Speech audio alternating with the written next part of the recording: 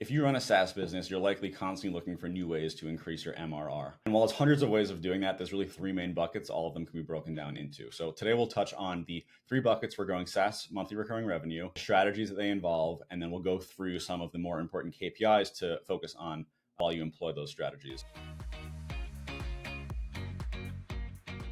All right, bucket number one, monetizing existing users. What does this mean? This means selling more to people that are already buying from you. Main strategies here are increasing prices is a common one. If you feel like you are not totally confident in the price elasticity of your product and you feel you might be able to get a little bit more out of your existing customers, that's a great way to increase the amount of money that you're making. Probably the simplest lever. It's as simple as just changing the price of your product. Another option for monetizing existing users is offering add-on services or additional services. So these can be things that are either complementary to your existing offering, or they could be more premium service levels for your existing product. So things like additional $100 per month, for example, the ability to access more premium support or more features, things like that. KPIs to focus on when you're trying to monetize more from existing users are expansion revenue, it's just a fancy word for cross-sells, upsells, and upgrades. And then ARPU, which is average revenue per user, which is the total revenue that you're getting from each customer. Focus on those two things that you'll have a solid grasp on if you are successfully implementing these strategies and actually doing what you're trying to do of monetize more from your existing user base.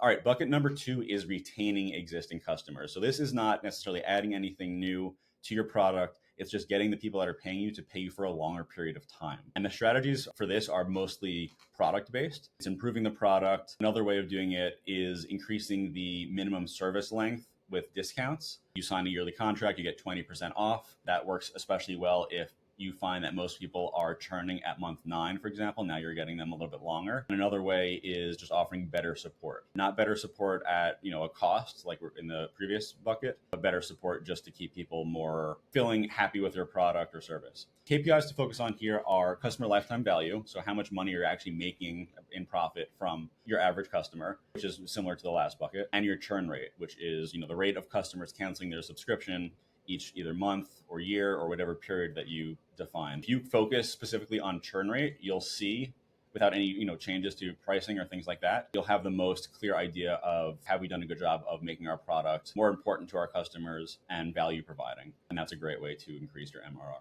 Bucket number 3 is the one that most people will default to thinking about, which is increasing new sales. So rather than focusing on existing customers and making more money off of them, it's finding more people to buy your product or service. There's two, I guess I would call them sub buckets that break out under this increased new sales bucket. One would be growth strategies. Growth strategies are marketing strategies, things like pay-per-click advertising with Google ads, Instagram ads, LinkedIn ads, things like that. Influencer marketing is another big piece of that. Either doing review videos or promotional videos with people that are brand aligned and have an audience that you think would find value in your product, or affiliate deals, which are typically low capital intensive ways of activating influencers and getting them really aligned with the incentives of pushing your product. There's 100 different marketing strategies and growth strategies that will help you increase new sales, but those are kind of the main ones that people think are worthwhile discussing right now. A third one would be SEO, which is worthwhile to have a whole separate episode on. The second sub bucket of increasing new sales is reducing the friction in your sales process. That could be things like clear pricing on your website, just general website optimizations. It could be offering more flexible payment terms. It's basically just making it easier for people to say that first yes to signing up for your product. Offering free trials.